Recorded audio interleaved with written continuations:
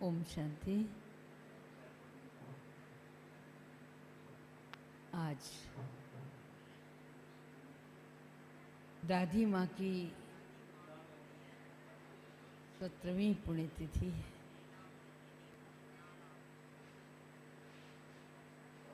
जिन्होंने भी दादी माँ को देखा है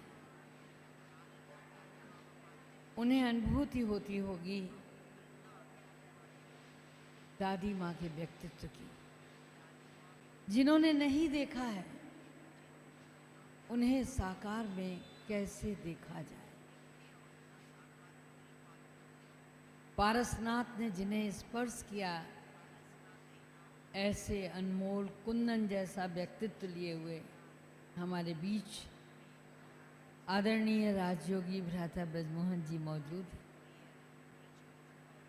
जिन्होंने एक ज़माना गुजर गया, शायद जन्म भी न लिया हो। 1954 में ही आपने सीए कर लिया था, एजुकेशन लाइफ से गुजर रहे थे। उस समय बाबा ने आपको चुन लिया, आपको ऐसा स्पर्श दिया, अपना बना लिया। तो दादी जी का सानिध्य कितना मिला होगा आप कल्पना कीजिए, जोड़ लीजिए। मैं 69 की बात नहीं कर रही हूँ जब पिताश्री जी ने अपने पार्थिव शरीर से विदा ली थी, लेकिन भ्राता जी को बहुत समय से साकार बाबा के अंग संग रहने का अनुभव, सेवाओं के क्षेत्र में सेवा करने का अनुभव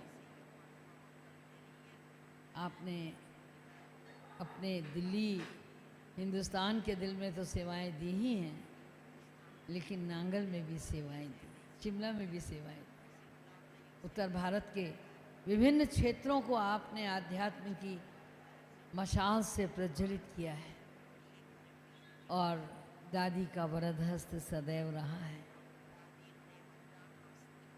भ्राता जी साकार में वो किताब हैं जिसे आप उनके आचरण से पढ़ सकते हैं, लेकिन आज हमारा सौभाग्य हमारे बीच में है, हम उनकी वाणी से उन यादों को साझा करेंगे जो दादी के साथ उन्होंने गुजारी हैं या अपने हृदय में समाये हुए हैं।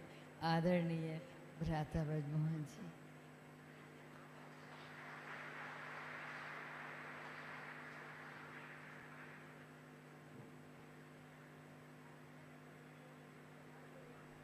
ओम शांति।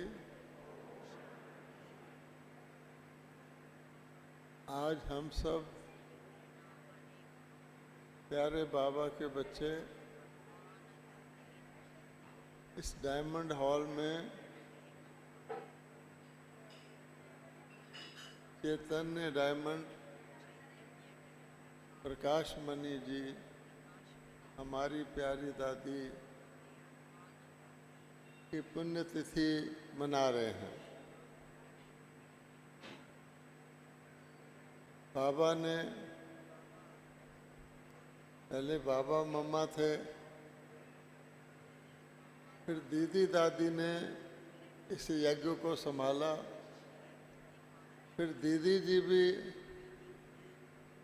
आगे चले गए, तो अकेली दादी ने, पहले होता था कि दीदी जी यज्ञ का जो ब्राह्मण परिवार का कारोबार था वो संभालती थी, जिसको हम एडमिनिस्ट्रेशन कहते हैं, यज्ञ के बहनों का, भाइयों का, सेंटरों का कारोबार, और ज़्यादातर दादी जी बाहर की सेवा संभालती थी। लेकिन दीदी जी के जाने के बाद दादी जी, जैसे होता ना, तुम्हें माता च पिता बंधु च सखा, तो सारे ही यज्ञ का कारोबार दादी जी ने संभाला। गुलजार दादी जी के द्वारा बीच बीच में संदेश ज़रूर मंगवाते थे। सबसे पहले मैं आपको ये बताना चाहता हूँ कि जिस डायमंड हॉल में आप बैठे हैं, इसे दादी जी ने ही बनवाया।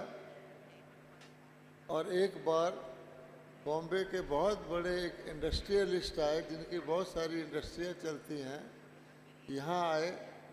उन्होंने देखा और पूछा, इस हॉल का आर्किटेक्ट कौन है, इसका डिज़ाइनर कौन है। तो भाई बहनों ने बताया दादी जी, वो चकित रह गया। उसने कहा कि हमें ऐसा हॉल बनाना हो तो 15-20 एक्सपर्ट से लेकर हम बनवाएंगे।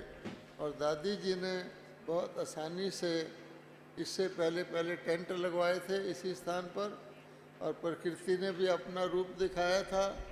जैसे चिड़िया भी घोंसला बनाती है, पहले देखती रहती है ये ठीक जगह है, उसके बाद ये दादी जी ने डायमंड हॉल बना दिया जो एक स्वयं ही एक सेवा करता है। तो बाबा ने प्यारी दादी जी में शुरू से ही लेकर के बाबा को पता रहता है, सारे यज्ञ का नियंता है कि किस समय किससे क्या कार्य करवाना है। उसके लिए दादी जी को शुरू से ही बाबा ने तैयार किया। आपको पता हो कि दादी जी का नाम था कुमारका। बाबा जी दादी जी को कुमारका नाम से पुकारते थे। कुमारका का क्या अर्थ होता है कि कुमारों जैसी कुमारी, यानी जो भाइयों का भी कार्य कर सके, बहनों का भी कार्य कर सके। और उस नाम के कारण हमने देखा दादी जी हर समय भाई लोगों का ज़्यादा ध्यान रखती थी, क्योंकि वो कुमारका थी। तो भाइयों का संभाल करना, भाइयों की पालना करना, ये दादी जी में विशेषता थी। और उन्होंने, हम लोग कभी दादी जी के साथ बस में जगह जगह, कई जगह दादी एक स्थान से दूसरे पर ले जाती थी, कभी पिकनिक पर ले जाती थी। तो भाई लोग के साथ दादी भाई बन के कोई गीत गा रहे हैं तो गीत गा रहे हैं, कुछ भी कर रहे हैं उसके साथ शामिल हो जाती थी। दादी ने कभी ये नहीं कहा कि शिव बाबा को याद करो, साइलेंस में बैठो, नहीं। उन्होंने प्यार और शक्ति को कंबाइन कर दिया था और शक्ति को प्यार का रूप में ढाल दिया था। तो हमारे साथ ही जैसे भाई लोग करते थे वो ढल जाती थी, उनको बहुत प्रसन्नता होती थी।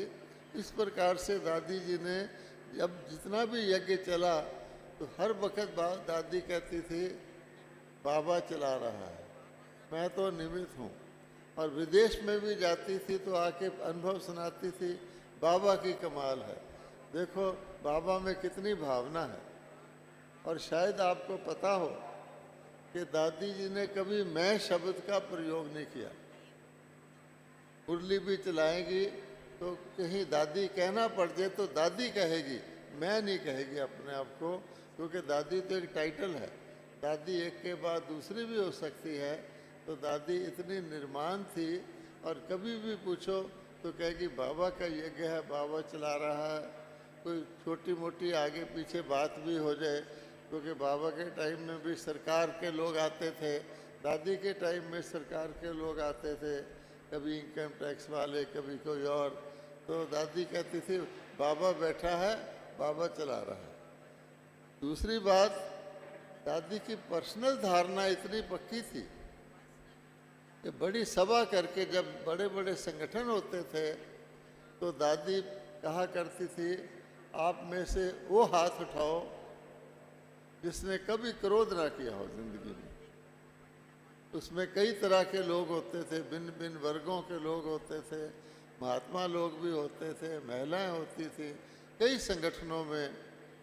तो कोई हाथ नहीं उठाता था कि मैंने कभी क्रोध नहीं, पर दादी हाथ उठाती थी कि मैंने कभी क्रोध नहीं किया। इसी प्रकार से ग्रुप दादी से मिलने आते थे। मान लो पॉलिटिशियन वर्ग के लोग आए तो बाद में दादी जी से मिले, तो ग्रुप में दादी जी की अपनी धारणा इतनी अच्छी थी कि आप जानते हैं कि दुनिया के व्यसन करने वाले तरह तरह के लोग उसमें आते हैं विंग में, तो दादी जी उनसे उनकी बुराई छुड़ाते थे। एक गंगाराम भाई है, वो पॉलिटिशियन है, तो वो जब दादी जी के पास आया तो शराब पीता था। उस दादी जी ने कहा कौन कौन त्याग करेगा, उसने कहा मैं शराब त्याग करूँगा। तो दादी जी ने कहा रोज़ मुरली सुनना, कहा मैं रोज़ मुरली सुनूंगा। आज भी वो भाई फ़ख्र से कहता है कि जिस दिन से दादी जी ने मेरी शराब छुड़ाई है उसी दिन से मैं रेगुलर मुरली सुनता हूँ या पढ़ता हूँ, मैंने कभी मुरली मिस नहीं की। सार ये है कि जो धारणा वाला होता है वही धारणा करवा सकता है, और जो जितनी धारणा किसने की हुई है उतनी ही धारणा करवा सकता है। तो दादी जी में ये शक्ति थी कि हर प्रकार के लोग, वो विदेशों में जाती थी तो मेरे ख्याल में दादी जी जितने देशों के नेताओं से मिली हैं, हर प्रकार के, चाहे वो धर्म नेता थे चाहे वो राजनेता थे, उतना दुनिया में कोई नहीं मिला।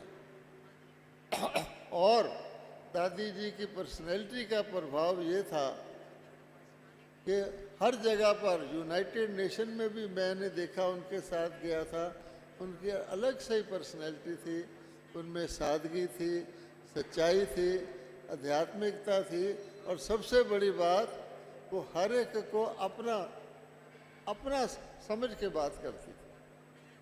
मुझे अच्छी तरह याद है ओम शांति भवन बन रहा था, उस समय अंकल स्टीव नारायण थे जो ज्ञाना के वाइस प्रेसिडेंट थे, वो बाबा के सबसे बड़े पद वाले स्टूडेंट थे।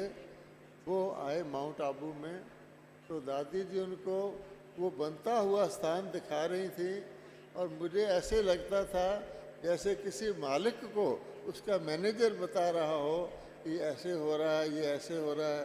फिर पांडव भवन ने आके स्टोर दिखाए, यहाँ देखो ये चीनी है, ये गेहूँ है, जैसे एक मालिक को उसको वारिस था वो।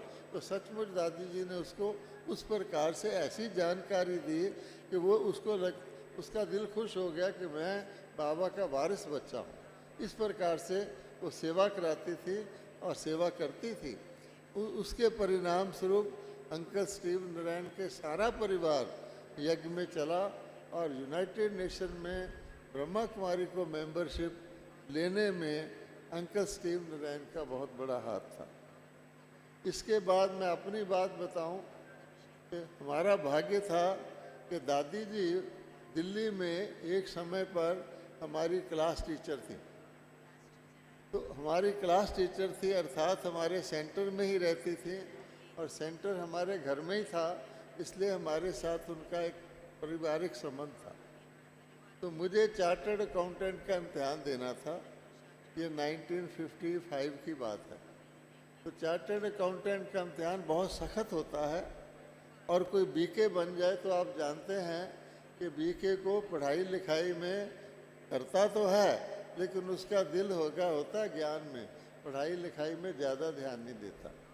पर मेरे को बाबा ने कहा था बच्चे तो पढ़ाई पूरी कर ले, तो मैं चार्टर्ड अकाउंटेंट का इम्तिहान देने के लिए, मेरा असूल था कि मैं इम्तिहान देने से पहले दादी जी से 5 मिनट दृष्टि लेता था। मैंने कहा दादी जी पढ़ाई लिखाई तो जो हो गई सो हो गई, आपने मुझे 5 मिनट दृष्टि देनी है। मुझे पता था उनकी दृष्टि की दिव्यता से मेरे अंदर एकाग्रता आ जाएगी और मैं ठीक तरह से एग्ज़ाम कर सकूंगा। तो परिणाम स्वरूप उस समय चार्टर्ड अकाउंटेंट का 9% रिजल्ट होता था, परंतु मैं पहले ही अटैम्प्ट में पास हो गया। ये सब दादी जी की, एक तो बाबा ने मुझे कहा था पढ़ ले, तो दादी जी की दृष्टि का कमाल मैंने स्वयं देखा। और उनकी शक्ति जो है, शक्ति तो उनकी हम हर वक्त महसूस करते थे, पर मैं एक घटना आपको बतानी चाहता हूँ दादी जी की शक्ति की। मैं ऑफिसर बन गया, बाबा ने कहा था जॉब कर लो, एक अच्छी जॉब कर ली, ऑफिसर बन गया। बीके के तौर पे मैं बहुत निर्माण रहता था, परंतु सूक्ष्म में मेरे अंदर ऑफिसर का थोड़ा नशा था।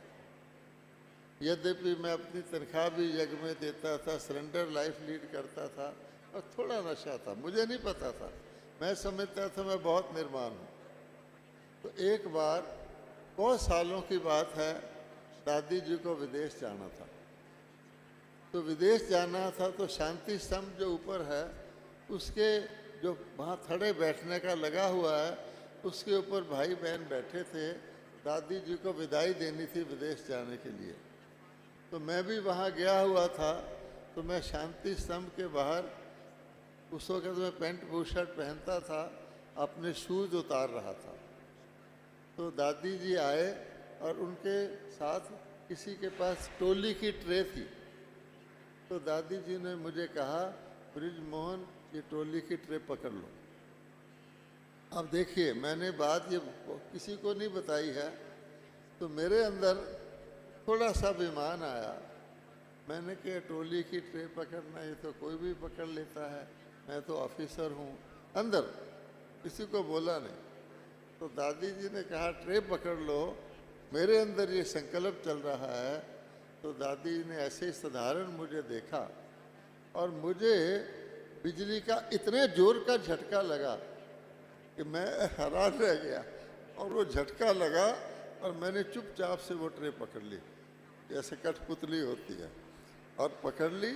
उसके बाद खाली दादी जी दृष्टि देते रहते थे और ट्रे में से टोली ऐसे दे रहे थे। तो पहली बार मुझे अनुभव हुआ कि दादी जी दृष्टि दे रहे हैं, मैं खाली ट्रे से टोली ऐसे पकड़ा रहा हूँ, उसमें कितनी शक्ति है। उस वक़्त मुझे महसूस हुआ कि ये अगर मैं चांस खो देता, मुझे तो कभी पता ही नहीं लगता कि ये भी एक बहुत बड़ी सेवा है। और दादी जी के साथ होने के कारण भाई बहन मुझे भी उनके साथ ही देख रहे हैं। तो उसका परिणाम क्या हुआ मैं आपको बताता हूँ कि प्रसिद्ध था कि ब्रिजमोहन को 2 टोली देनी है। मुझे बहुत लाडला गिनते थे, कहीं पहले कह देते इसको 2 टोली देनी है, और मैं बड़ा फ़ख्र महसूस करता था कि बहुत बड़ी बात है, मुझे यज्ञ में 2 टोली मिलती है। पर मैं देखता था कि दादियाँ कभी टोली इस तरह से नहीं खाती, मैं तो खुश हो जाता था। उस दिन के बाद जब वो टोली मैंने खाली दादी जी ने दिलवाई, उस दिन के बाद मुझे सचमुच टोली की वासना लेना उसका अनुभव हो गया। टोली खाने का या 2 टोली का सवाल ही पैदा नहीं हुआ। तो इस प्रकार से ये जो उनकी शक्ति थी, और मुझे महसूस करा दिया दादी ने कि हूँ मैं तुम्हारे साथ साधारण, मैं तुम्हें सब कुछ दे रही हूँ, लेकिन जो मैंने कहा समझो शिव बाबा ने, तो वो करंट मुझे आज तक याद आता है। इसके बाद एक और घटना है। आगरा में एक बहुत बड़ा मेला हुआ था, पहला मेला हुआ था आगरा में। सारे महारथी वहाँ पहुँचे हुए थे, दादी जी भी वहाँ पहुँचे हुए थे। मेला लग चुका था, शाम को उसका 5 बजे उद्घाटन था।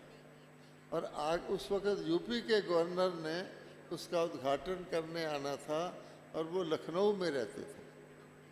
तो गवर्नर के बहुत पब्लिक की भीड़ इकट्ठी हो गई थी कि क्या लगा हुआ है सारे शहर में। परंतु गवर्नर के आने में कुछ विलम्ब हो गया, प्लेन के आने में। तो वहाँ के जो भाई इंचार्ज थे, उन्होंने दादी जी और जो हम लोग गए हुए थे गाइड, उनको कहा कि यहाँ पर एक ऐसा स्थान है जहाँ पैरा ड्रॉपिंग होती है, यानी वहाँ मिलिट्री वालों के ग्रुप आते हैं और पैराशूट से नीचे उतरते हैं। तो मैं आपको दिखा देता हूँ, मैंने मिलिट्री वाले से बात कर ली है। 15-15 मिनट बाद वो ग्रुप उतरते हैं। तो हम सबको वो ले गए, वहाँ कुर्सियाँ लगाई हुई थी, हम लोग बैठ गए। तो 15 मिनट की बात थी, तो अनाउंस हुआ कि एक ट्रिप कैंसिल हो गया, आपको 15 मिनट और बैठना पड़ेगा। अच्छा, मेरे को अचानक ख्याल आना शुरू हो गया कि मेले में तो इतनी भीड़ लगी हुई थी, इतने लोग देखने के लिए आए हुए थे, गवर्नर ने आना है, हम कोई बच्चे थोड़ी हैं, हम बैठ के पैरा ट्रूप देखेंगे, ये भाई हमको कहाँ ले आए। ऐसे मेरे को ख्याल आया और मैं कुर्सी से खड़ा उठ के सोच में पड़ गया। फिर मैंने देखा कि दादी जी भी वहाँ बैठी हैं, वो तो आराम से बातचीत कर रही हैं, हंस रही हैं, खेल रही हैं। तो मुझे ख्याल आया कि मुझे क्यों इसकी चिंता पड़ गई कि ऐसा हुआ, ये रॉन्ग हुआ। नहीं, दादी जी जिस प्रकार के समय के अनुसार उस परिस्थिति में आनंद ले रही हैं, बातचीत कर रही हैं, मुझे भी ऐसे करना चाहिए। तो ये भी मैंने वहाँ से सीखा। और एक और बड़ी बात है, वो ये है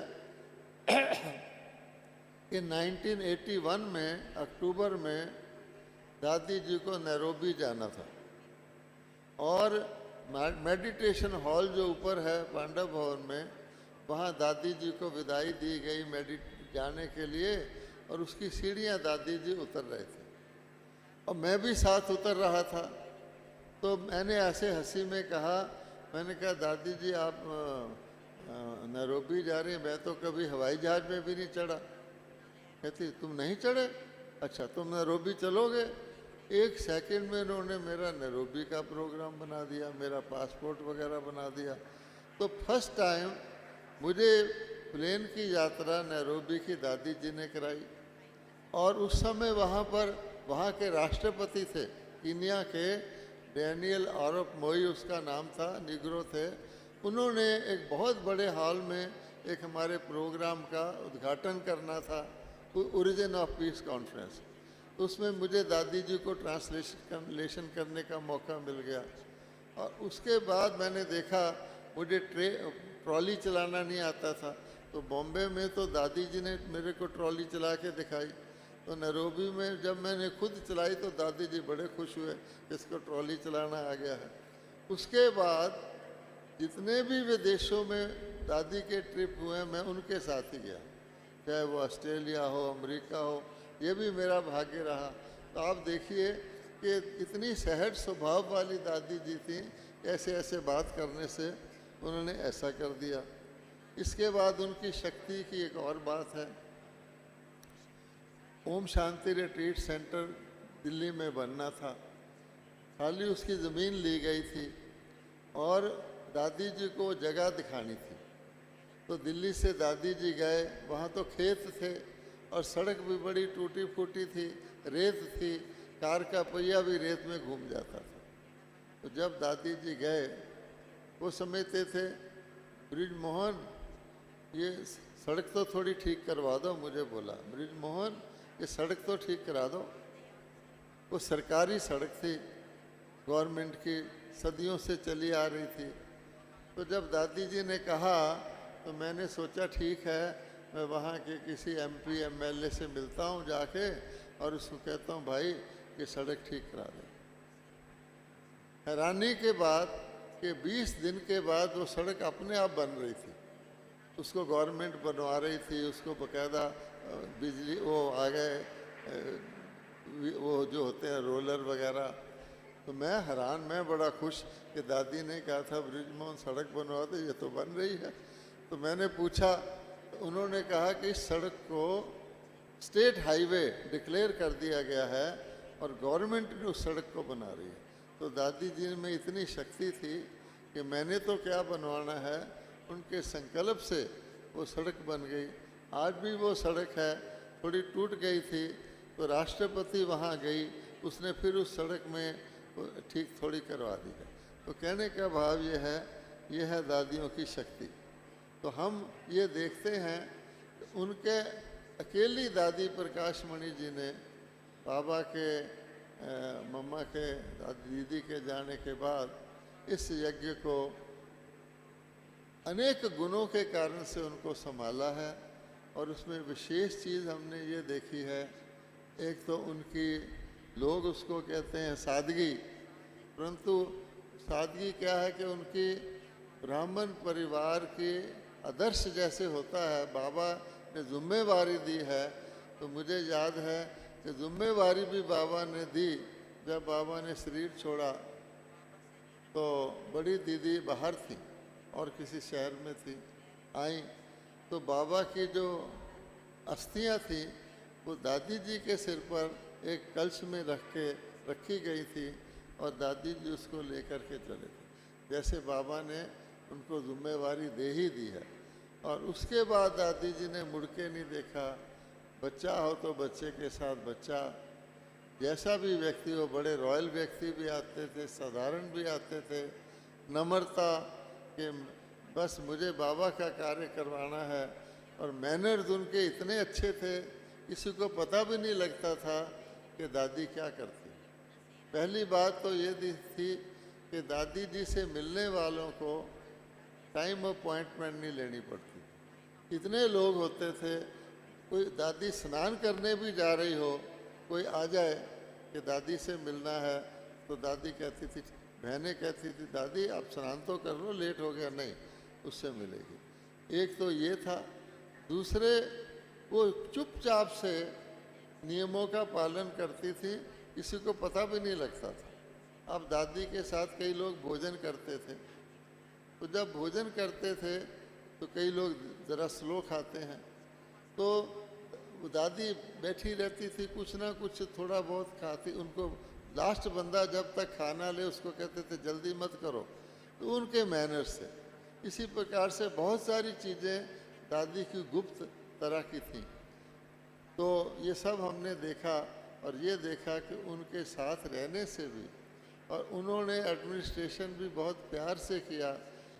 बड़ी बहनों को, टीचर्स को वो सखियाँ कहती थी, और हर एक स्थान पर, चाहे वो मद्रास हो, चाहे असम हो, चाहे विदेश हो, उन्होंने हर एक में अपनापन देख के हर एक को लगता था मेरी दादी है, और खुले दिल से कोई उनसे कोई बात छुपाता नहीं था कि दादी ऐसे करेगी तो ऐसे होगा।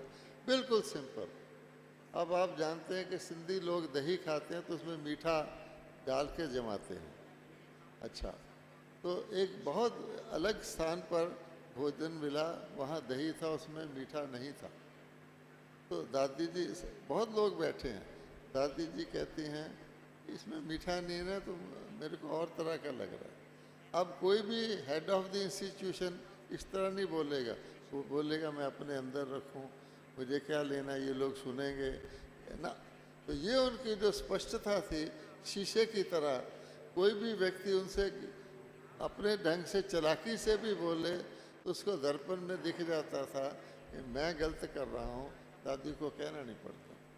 एक बार मैंने भी, क्या हुआ कि हम लोग, ये जो यहाँ पर माउंट आबू में इंद्रप्रस्थ है, शांति स्तंभ के साइड में, उसकी साइड में 2 कमरे हैं, तो दोनों में 2-2 बेड होते थे, तो वहाँ लोगों को ठहराते थे। तो मुझे भी और एक भाई को भी उन्होंने इंद्रप्रस्थ के एक साइड में ठहराया हुआ था। किसी ने आके मुझे बोल दिया कि देखो ज़्यादा लोग आ गए हैं, दादी जी आपके कमरे में एक और किसी का बेड डालेंगे, ऐसे बोल दिया। शाम को दादी जी आई, जैसे आती हैं कमरों में, रात को आती थी गुड नाइट करने, आई तो दादी जी के एंटर होते ही मेरे मन में तो वही था कि दादी जी तीसरा बेड डलवाएंगे। मैंने बोलना शुरू कर दिया, आप देखिए दादी जी, यहाँ कहाँ जगह है 3 बेड की, फिर तो निकलना ही मुश्किल हो जाएगा। दादी जी ने कुछ नहीं कहा, कुछ नहीं किया। अच्छा, बाद में बोली अच्छा सब ठीक है, कह के चली गई। मैंने ही किसी के कहने से ऐसा बोल दिया था। अब देखिए, उन दिनों शीशे के थर्मोस होते थे, और मेरे साइड में वो मेरा थर्मोस रखा रहता था, और जब भी मैं आता था वही कमरा मुझे मिलता था, वही थर्मोस होता था। लेकिन उस दिन रात के आधी रात को धड़ाम से आवाज़ आई, और मैंने देखा मेरा थर्मोस टूट गया, मेरे को नहीं लग गया। अब मैंने सोचा ये चीज़ तो लगातार पड़ी रहती है, ये क्यों टूटी। तो फिर मुझे ख्याल आया, मैंने जो दादी जी के साथ ये फालतू तरह की बात की है, उससे मेरा मन डिस्टर्ब हो गया, और डिस्टर्ब होने से ये हो गया। इस तरह की शिक्षा दादी जी देती थी। तो इसलिए जो भी दादी जी के साथ रहे हैं वो बहुत भाग्यशाली हैं, और जो कुछ हमने उनसे सीखा है, उसके बाद बहुत सारी बातें हैं। आपको ये पता होगा, एक बारी दादी जी ने कह दिया 1-1 लाख की सभा करो, 1-1 लाख की सभा करो, बड़ी बड़ी सभा करो तो दादी आएगी। तो हर एक जोन को शौक हो गया हम 1 लाख की सभा करें। हमने भी दिल्ली में 1 लाख की सभा करी, 2-3 बार करी, सभा करेंगे तो दादी आएगी। इस प्रकार से दादी ने उत्साहित करके लाखों की, जो बाबा ने मुरली में कहा था, अभी तो 9 लाख भी नहीं हुए, उसका भी कार्य कराया।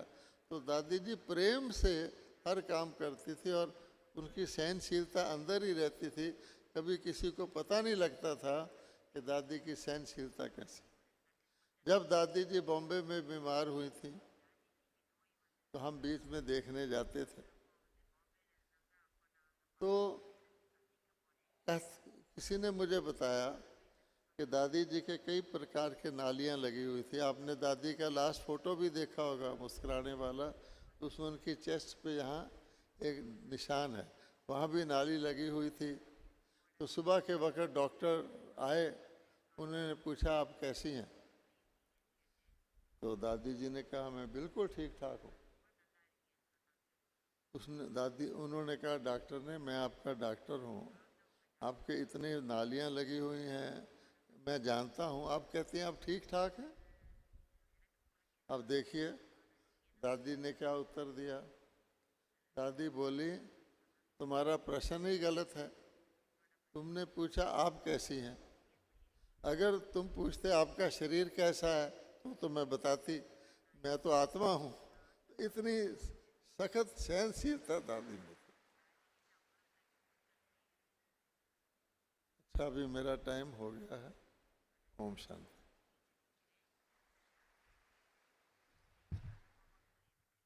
ओम शांति। भाई जी कृपया प्रसंग पूरा कर दीजिए। जो प्रसंग आप सुना रहे थे वो तो पूरा कर दीजिए। मैंने कहा जो घटना आप सुना रहे थे वो पूरी कर दीजिए। पूरी किया ना, पूरी हो गई। बहुत खजाना है आपके पास।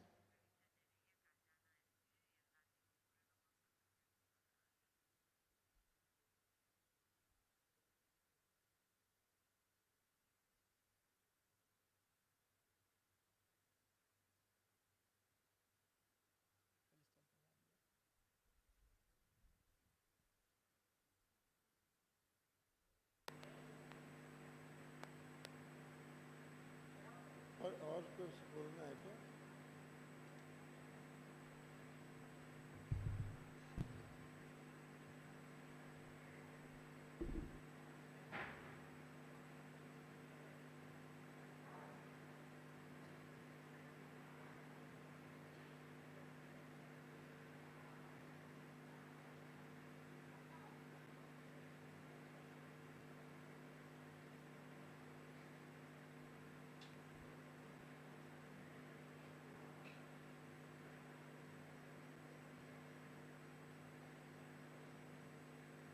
देखिए,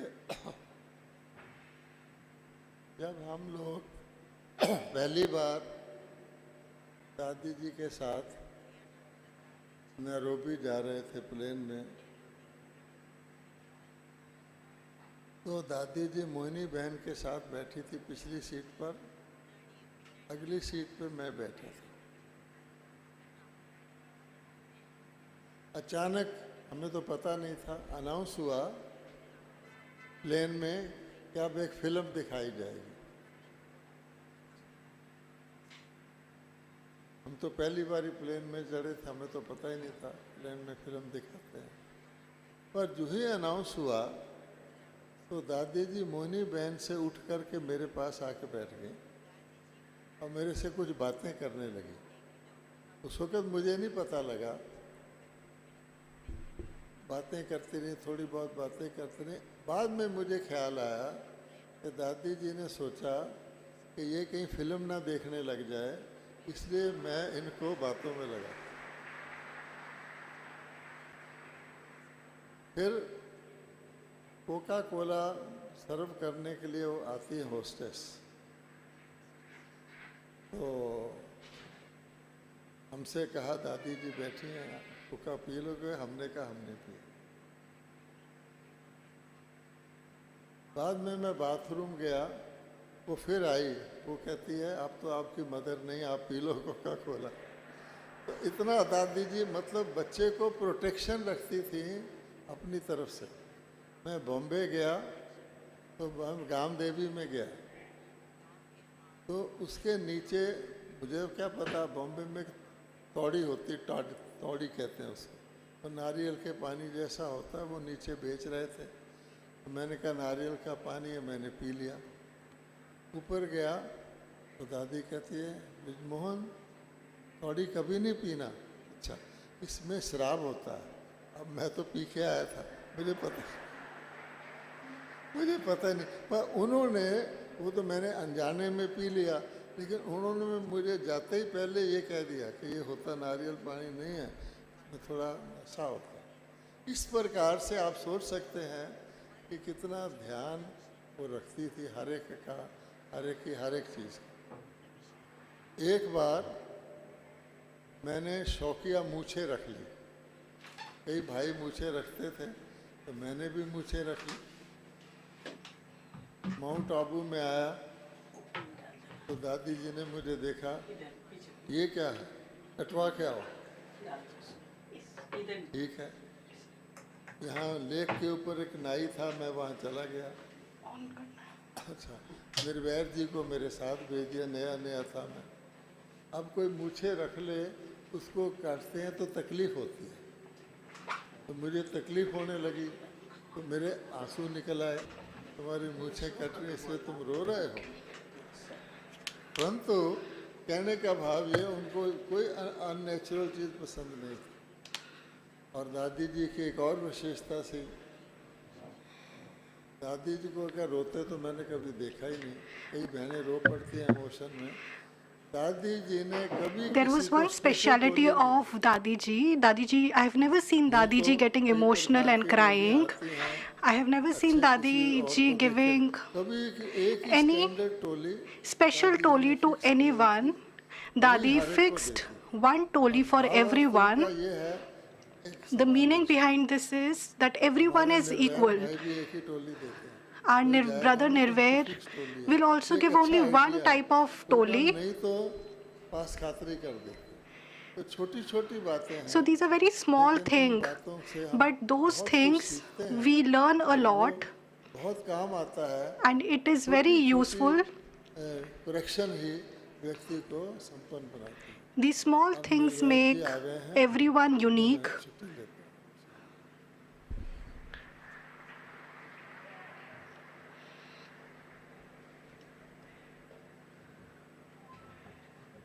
Our brother Nirvair is about to come. That is why I take leave now. खजाना बड़ी मुश्किल से खुलता है, फिर भी भ्राता जी ने हम लोगों के साथ जो शेयर किया, एक बार जोरदार तालियां बजाइए। Everyone, we thank brother Brajmohan Bhai Ji. जीवन की जो किसी पुस्तक में नहीं मिलेगी। कुछ अनाउंसमेंट हैं। शाम